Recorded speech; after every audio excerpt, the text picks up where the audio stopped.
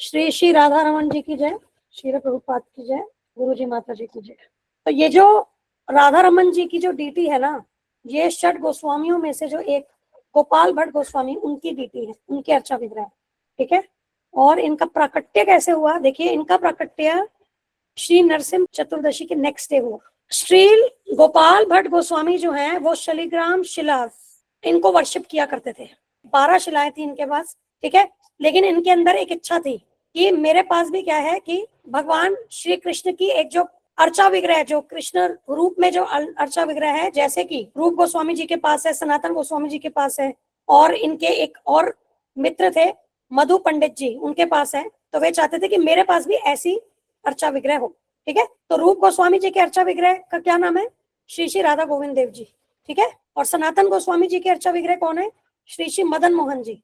और श्री मधु पंडित जी के अर्चा विग्रह कौन है, श्री श्री राधा गोपीनाथ जी, ठीक है। एक बार क्या हुआ कि एक बहुत ही संपन्न भक्त, बहुत धन धान्य से संपन्न भक्त वृंदावन में आए और वे श्रील गोपाल भट्ट गोस्वामी जी से मिले। उन्होंने क्या किया, श्रील गोपाल भट्ट गोस्वामी जी को अर्चा विग्रह के लिए बहुत सारे वस्त्र और ज्वेलरी आभूषण दिए। अब उन्हें ये नहीं पता था कि श्रील गोपाल भट्ट गोस्वामी जो है वो तो शालिग्राम शिला की उपासना करते हैं। अब क्या है कि गोपाल भट्ट गोस्वामी जी ने उन्हें बताया कि वो इतने अच्छे अच्छे ये जो वस्त्र और ये आभूषण सब दे रहे हैं, उसको वो यूज नहीं कर सकते हैं पूजा में, क्योंकि उन्होंने कहा कि वे तो शिला को, शालिग्राम शिला की उपासना कर रहे हैं। तो वो दिन श्री नरसिंह चतुर्दशी का दिन था, appearance day of Lord Narasimha Dev, जिस दिन नरसिंह देव जी प्रकट हुए थे। तो उस रात को गोपाल भट्ट गोस्वामी जी ने सोचा कि कितना अच्छा होता कि उनके पास भी भगवान के अर्चा विग्रह, जो उनका आदि रूप है, उस रूप में अर्चा विग्रह होते, और वे पूरे मतलब संपन्नता से वो उनकी क्या है पूजा किया करते, ठीक है। धनवान जो वो भक्त था, जो उन्होंने जब जो सामग्री दी थी, तो उनको लगा इन सबसे मैं और अच्छे से उनकी क्या मैं पूजा कर पाता। भगवान से प्रार्थना कर रहे हैं कि भगवान आप नरसिंह देव जी के रूप में प्रकट हो गए और पत्थर के स्तंभ से, पिलर से आप प्रकट हो गए, है ना। तो क्या मेरे पास जो ये 12 शिलाएं हैं, क्या इन पत्थरों में से आप नहीं प्रकट हो सकती हैं? तो ऐसा उन्होंने भगवान से प्रार्थना की। तो कहा कि आप तो बहुत कृपालु हैं अपने भक्तों के प्रति, तो मेरे प्रति भी क्या आप कृपालु हों और इन शिलाओं में से, इन पत्थरों में से आप प्रकट हो जाए और मेरी ये जो इच्छा है इसको आप पूर्ण करें। तो अगले दिन जब वो सो करके उठते हैं और फिर जो उनकी शालिग्राम शिला है, अब उनकी शालिग्राम शिला कौन सी है, दामोदर। शालिग्राम शिला में अलग अलग प्रकार के चिन्ह होते हैं जिससे वो आइडेंटिफाई होती है कि वो भगवान के किस रूप को रिप्रेजेंट कर रही है। तो अब जब ये मॉर्निंग में उठते हैं तो ये देखते हैं कि दामोदर शालिग्राम शिला जो है वो ट्रांसफॉर्म हो गई है एक अर्चा विग्रह के रूप में, राधा रमन जी के रूप में, ठीक है। अब ये जो राधा रमन जी है, अब देखो कितना भगवान अपने भक्तों को कैसे कितना प्रेम करते हैं अपने शुद्ध भक्तों से। तो इन्होंने क्या इच्छा की थी कि जैसे श्री रूप गोस्वामी, श्री सनातन गोस्वामी और मधु पंडित जी के पास अर्चा विग्रह है, ऐसे ही अर्चा विग्रह मेरे पास है ना। तो ये जो राधा रमन जी हैं, ये क्या है, ये मदन मोहन जी, गोपीनाथ जी, गोविंद देव जी के कॉम्बिनेशन है, ठीक है। मतलब राधा रमन जी के जो चरण कमल है वे मदन मोहन जी के चरण कमलों के समान है, ठीक है। राधा रमन जी का जो मुख कमल है वो गोविंद देव जी के मुख कमल के समान है वैसा, और जो इनकी चेस्ट है, वक्षस्थल है, वो गोपीनाथ जी के वक्षस्थल के समान है, कॉम्बिनेशन, ठीक है। और ये जो राधा रमन जी की जो ये जो डीटी है ना, मतलब ये 12 जो शिलाएं थी इनके पास, उसमें से एक शिला है, उसमें से राधा रमन जी प्रकट हुए। इन डीटी के जो बैक साइड में भी वो शिला जो है ना वो हम देख सकते हैं कि जिनसे प्रकट हुई है वो ओरिजिनल शिला जो है वो स्टोन है, तो उसका भी रेमनेंट जो है ना वो वहां पर दिखता है। और साइंटिस्ट लोग ने भी, उन्होंने भी बहुत रिसर्च किया है और देखा है कि ये जो डीटी है इसके अंदर कोई भी कार्विंग के, किसी शिल्पकार ने इसको शिल्प के द्वारा बनाया हो उसका कोई निशान नहीं है।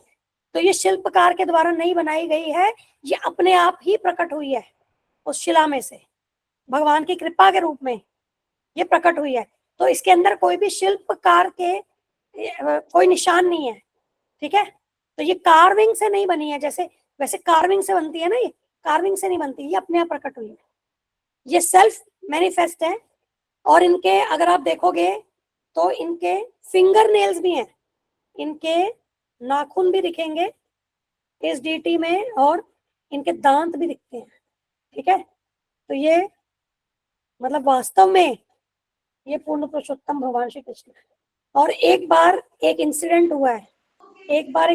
हुआ है, टेम्पल जो राधा रमन टेम्पल के जो पुजारी फैमिली में से एक इंसिडेंट हुआ है कि एक बच्चे ने क्या किया था, राधा रमन जी के ना एक कान से लेके दूसरे कान तक एक तिनका या कोई ऐसी चीज ना कुछ डाल दी थी।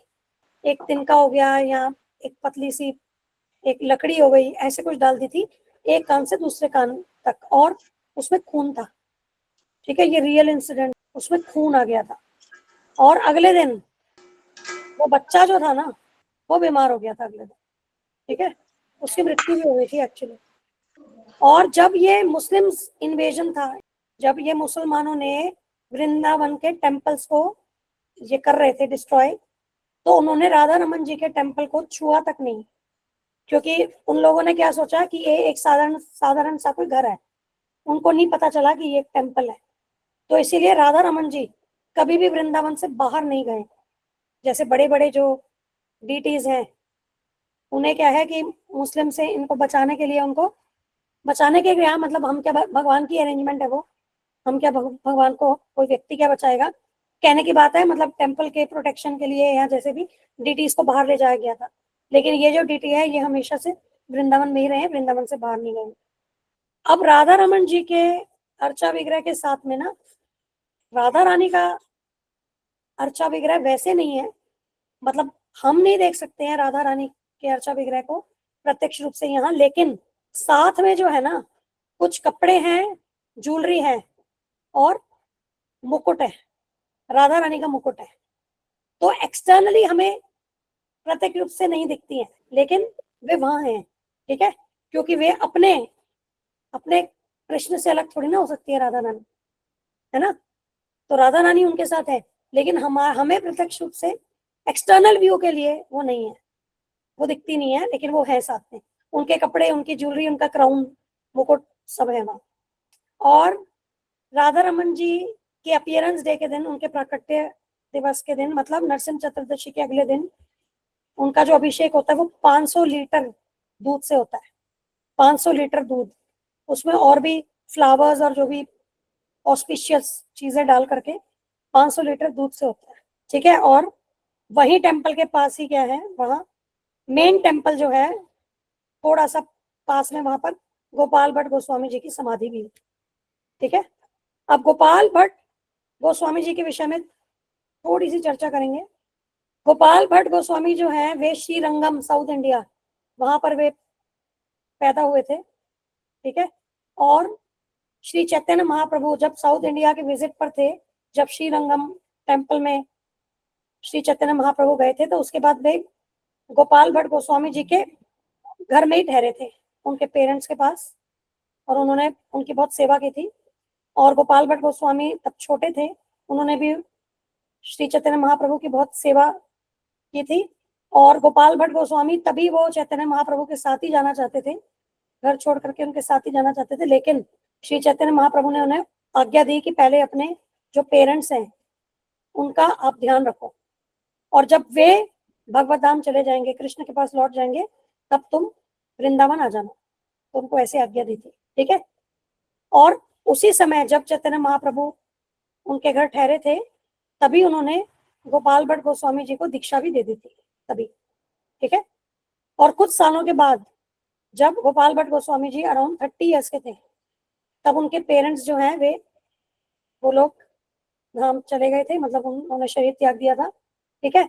और तब वे व्रज के लिए निकल पड़े, और वहां वे किन से मिले, श्री रूप गोस्वामी और श्री सनातन गोस्वामी जी से। श्री चैतन्य महाप्रभु तब तक वृंदावन से निकल चुके थे, तो श्री चैतन्य महाप्रभु से वे नहीं मिल सके, लेकिन उन्होंने गोपाल भट्ट गोस्वामी जी के लिए अपने कुछ पर्सनल, एक तो आसन, ठीक है, पर्सनल आसन और कुछ कपड़े छोड़ करके गए थे उनके, श्री रूप गोस्वामी जी और श्री सनातन गोस्वामी जी को वो दे करके गए थे कि ये गोपाल भट्ट गोस्वामी जी को देना, और उन्हें ये भी बोला था कि गोपाल भट्ट गोस्वामी जी को वो अपने छोटे भाई के समान उनका ध्यान रखें, ठीक है। और जब श्री चैतन्य महाप्रभु ने अपनी लीला यहाँ समाप्त की थी, तो वे गोपाल भट्ट गोस्वामी जी के सपने में आए थे और उन्हें कहा था कि तुम्हें, क्योंकि गोपाल भट्ट गोस्वामी बहुत उनसे दूरी, भगवान से दूर हो करके वो उन्हें अच्छा नहीं लग रहा था, तो बोला कि जो ये फीलिंग्स है आपको सेपरेशन की, इससे बचने के लिए तुम क्या करो, तुम नेपाल चले जाओ, तीर्थ यात्रा पर नेपाल चले जाओ।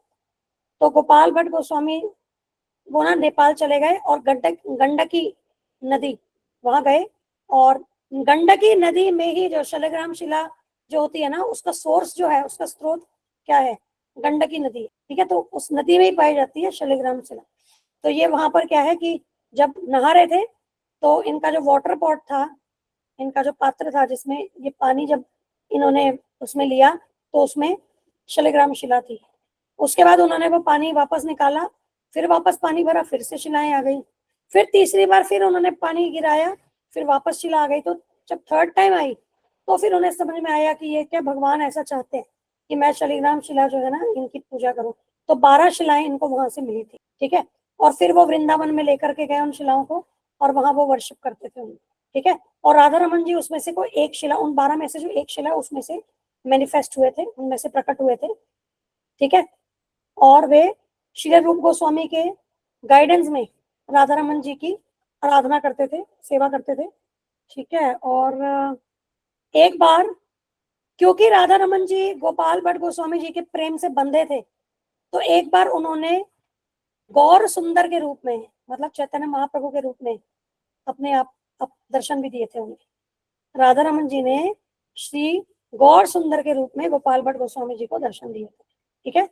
क्योंकि उन्होंने ड्रीम में कहा था ना कि तुम मुझसे जो सेपरेटेड हो रहे हो और उसके लिए तुम इतने दुखी हो, तो तुम बेटर फील करोगे, तुम वहां जाओ।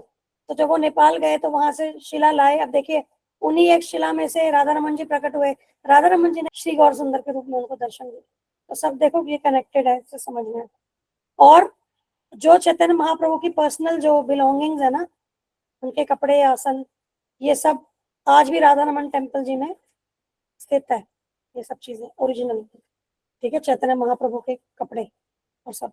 और श्री चैतन्य चरितामृत जो है, श्रील प्रभुपाद बताते हैं श्री चैतन्य चरितामृत में कि जब श्रील कृष्णदास कविराज गोस्वामी जी ने वैष्णवों से सबसे परमिशन ली थी श्री चैतन्य चरितामृत लिखने के लिए, तो गोपाल भट्ट गोस्वामी जी ने भी उनको परमिशन, उनको ब्लेसिंग्स दी थी, लेकिन उन्होंने कहा था कि मेरा नाम इसमें ना मेंशन मत करना, ठीक है, मेरा नाम ज्यादा रेफर मत करना। तो इसीलिए श्री कृष्णदास कविराज गोस्वामी जी ने श्री गोपाल भट्ट गोस्वामी जी का एक दो पैराग्राफ्स में ही कहीं पर श्री चैतन्य चरितामृत में उनके विषय में बताया है, ज्यादा नाम नहीं उन्होंने लिया उसमें, ठीक है। श्रील जीव गोस्वामी जी का जो तत्व संदर्भ है, जो उस किताब की तत्व संदर्भ की जो आउटलाइन है, तो वो सब भी क्या है, श्रील गोपाल भट्ट गोस्वामी जी ने लिखी थी, ठीक है। और इन्होंने एक बुक और कंपाइल की थी, षट क्रिया सार दीपिका, ठीक है, ये इन्होंने लिखी थी। और श्री हरि भक्ति विलास की जो एडिटिंग थी ना, मतलब उसको लिखा तो सनातन गोस्वामी जी ने था, पर इन्होंने एडिटिंग की थी साथ, तो उसमें भी इनका देखिए इन्वॉल्वमेंट है, ठीक है। और शत संदर्भ का फॉरवर्ड वो भी इन्होंने लिखा था, मतलब शत संदर्भ जिसमें कि तत्व संदर्भ भी आता है, जो जीव गोस्वामी जी के द्वारा शत संदर्भ है उसका भी प्रीफेज या फॉरवर्ड वो भी इन्होंने लिखा था। कृष्ण कर्णामृत, उस पे कमेंट्री लिखी थी, ठीक है, कृष्ण कर्णामृत। आई थिंक कृष्ण कर्णामृत जो है वो बिल्व मंगल ठाकुर जी ने लिखी है, ठीक है। तो इसके ऊपर भी कमेंट्री श्रील गोपाल भट्ट गोस्वामी जी ने लिखी थी। और राधा रमन जी की डीटी को इन्होंने इंस्टॉल किया था वृंदावन में। और श्रील गोपाल भट्ट गोस्वामी कृष्ण लीला में गुण मंजरी है, गुण मंजरी, ठीक है, गोपी मंजरी है, इनका नाम है गुण मंजरी, ठीक है। I think this is complete.